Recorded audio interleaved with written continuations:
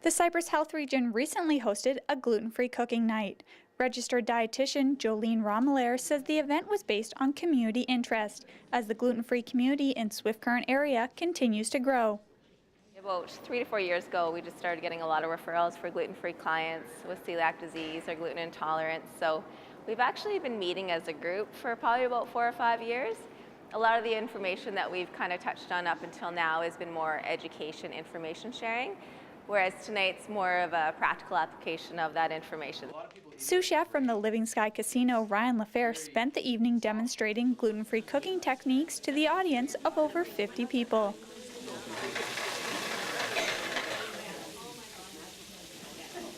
Also, when I always cook fish, I always just squeeze in fresh lemon into the pan.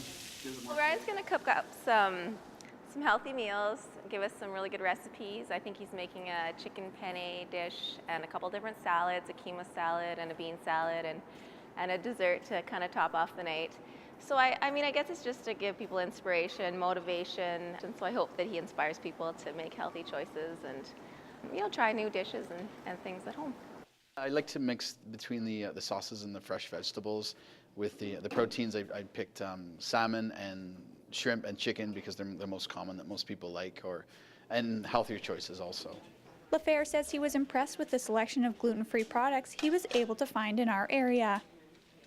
All local grocery stores now carry a vast selection of really good products, from sauces to seasonings, spices.